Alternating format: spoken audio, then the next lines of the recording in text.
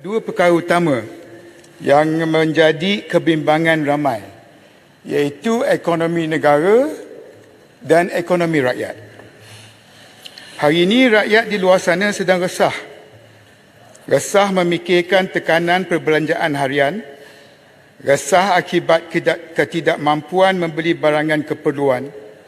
Dan walaupun Belanjawan 2024 ada menyebut bahawa kadar inflasi dalam negara semakin memulih, namun kesan sebenar di peringkat masyarakat belum dapat dirasai dan keresahan tersebut masih berterusan.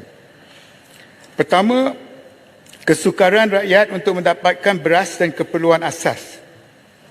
Ini adalah perkara yang paling utama kepada kehidupan rakyat. Ada saya terbaca sampai 3 hari terputus bekalan beras. Ada pemborong yang menyorok beras. Hendak beli beras tempatan sentiasa habis stok. Terpaksalah beli beras import yang harganya jauh lebih mahal dan makin meningkat.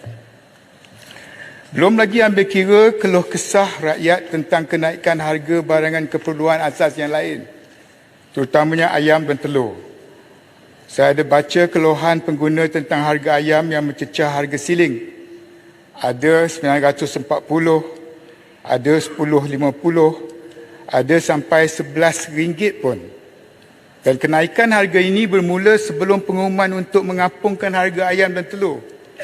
Dan jika sudah diapung nanti, entah berapa pula harganya. Bekalan makanan asas seperti beras, telur dan ayam ini adalah permasalahan mikro yang melanda rakyat. Ini terkait hal kedua, iaitu persepsi tentang harga barang naik tetapi gaji masih ditakuk lama. Saya sambut baik pengumuman Yang Amat Berhormat Perdana Menteri untuk melaksanakan penstrukturan semula gaji dan pemberian insentif tunai kepada pejabat awam. Namun, ia juga harus terlaksana bagi pekerja swasta serta peniaga kecil dan sederhana. Barulah kesan menyeluruh dapat diperlihatkan pada hemat saya. Belum selesai belenggu berkait ekonomi rakyat, ini membawa kepada perkara ketiga, iaitu cabaran besar bagi ekonomi negara pula.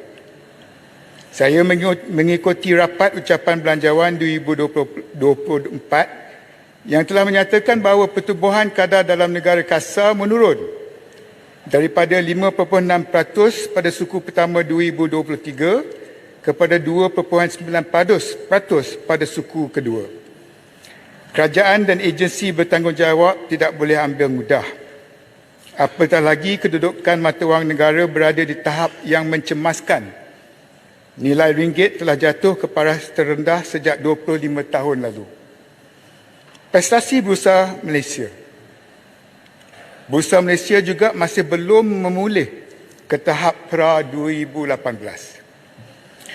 Yang dibetul, kombinasi 3 faktor ini, pertumbuhan KDNK yang menurun, nilai ringgit yang merudum dan prestasi bursa yang lemah, ini semua perlu dilihat secara serius dan menyeluruh. Jika tidak, ia akan terus menambah tekanan kepada prestasi ekonomi negara dan kepada rakyat.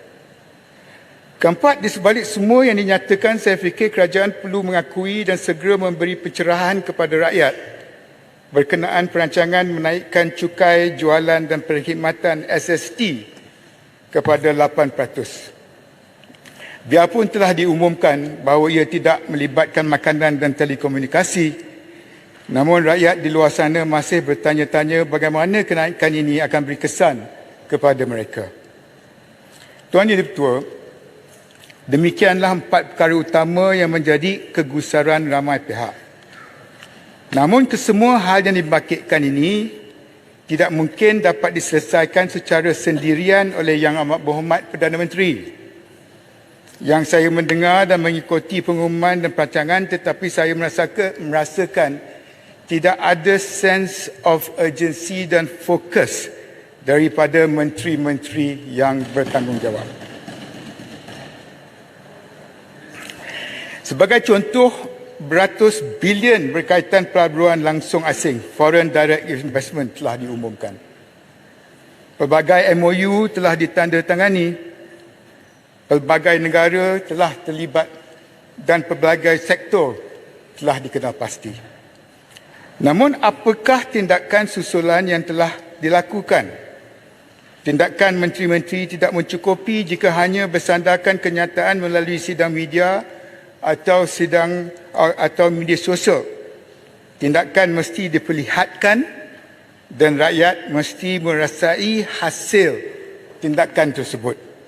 Dengan izin, action must not only be taken but must also be seen and felt to be taken. Saya secara peribadi pun merasakan sukar untuk mengenal pasti apa dia key take away yang utama daripada belanjawan yang dibentangkan. Menteri-menteri pun kelihatan tak minat dan mereka daripada kehadiran di dalam Dewan ini pun tidak memberikan jaminan, seolah-olah tidak peduli untuk mendengar perbahasan bajet. Mana ada? Saya dengar ni menteri sebelah sana. You menteri apa? Kerja raya dekat sana. Hal ini membimbangkan kita sebagai ahli-ahli Dewan yang mulia ni. Saya di sini bukan untuk menuding jari kepada sesiapa, tetapi hanya memberi pandangan supaya kerajaan mesti dilihat sebagai pihak yang mampu memberikan harapan dan sandaran kepada rakyat. Letakkan diri di tempat mereka. Rasai kesusahan mereka. Fikirkan kebimbangan mereka. Bukan sekadar formula semata-mata, insya-Allah tindakan itu akan seiring dengan apa yang diperlukan dan diharapkan oleh rakyat.